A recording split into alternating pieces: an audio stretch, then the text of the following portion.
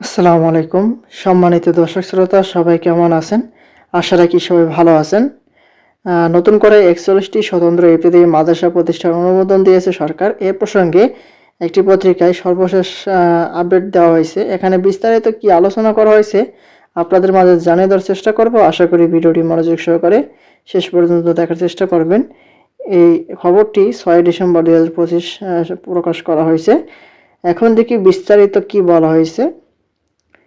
দেখতে পাচ্ছি বলা হয়েছে অন্তর্বর্তীকালীন সরকার ৪১টি স্বতন্ত্র ইবতেদায়ী মাদ্রাসা স্থাপনের অনুমতি দিয়েছে। গত ১ ডিসেম্বর ৮টি শর্তের ভিত্তিতে বোর্ডের মাদ্রাসা স্থাপন ও পাঠদানের অনুমতি প্রদান কমিটির সভায় এই সুপারিশ করা হয়। মাদ্রাসা শিক্ষা বোর্ডের প্রকাশিত এক চিঠিতে এই তথ্য জানা যায়। চিঠিতে তালিকায় উল্লেখ করা সব স্বতন্ত্র ইবতেদায়ী মাদ্রাসা উদ্যোক্তা, সভাপতি ও প্রধান শিক্ষককে পাঠানো হয়েছে। শর্তগুলো হলো, স্থাপনের অনুমতি কোনো ক্রমে মাদ্রাসা পাঠদানের প্রাথমিক অনুমতি হিসেবে গণ্য করা যাবে না।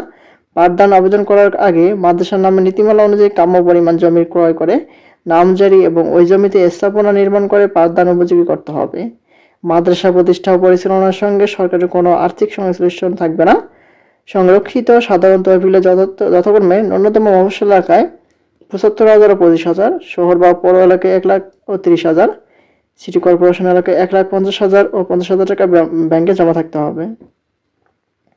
এছাড়া ব্যক্তির নামে যদি করা হয় তাহলে মাদ্রাসা ক্ষেত্রে যথাক্রমে ন্যূনতম মফস্বল এলাকায় ১০ লাখ টাকা, আর শহর বা পৌর এলাকায় ১৫ লাখ টাকা ও সিটি কর্পোরেশন এলাকায় ২০ লাখ টাকা ব্যাংকে জমা থাকতে হবে। আর পাঠাগারে মফস্বল এলাকায় ৫০০টি, শহর বা পৌর এলাকায় ৭৫০টি, সিটি কর্পোরেশন এলাকায় ১,০০০ পুস্তক থাকতে হবে। স্বতন্ত্র ইবতেদায়ী মাদ্রাসার ক্ষেত্রে প্রচলিত নীতিমালা অন্যান্য সব শর্ত মেনে চলতে হবে এবং কোনো শর্ত প্রতিপালনে ব্যর্থ হলে বোর্ড বা সরকার যে কোনো সময় এই অনুমোদন বাতিল করতে পারে। দাখিল করা কোনো তথ্য ভুল প্রমাণিত হলে সংশ্লিষ্ট মাদ্রাসা স্থাপনের অনুমতি বাতিল বলে গণ্য হবে। এবার হচ্ছে নতুন করে যে ৪১টি স্বতন্ত্র ইবতেদায়ী মাদ্রাসা প্রতিষ্ঠানের অনুমোদন দিয়েছে সরকার, সেটি সর্বশেষ আপডেট। পরবর্তীতে এটি সম্পর্কে নতুন কোনো আপডেট পেতে অবশ্যই চ্যানেলটি সাবস্ক্রাইব করে রাখবেন। আজকের মতো পর্যন্ত সবাই ভালো থাকবেন, সুস্থ থাকবেন। ধন্যবাদ সবাইকে। আসসালামু আলাইকুম।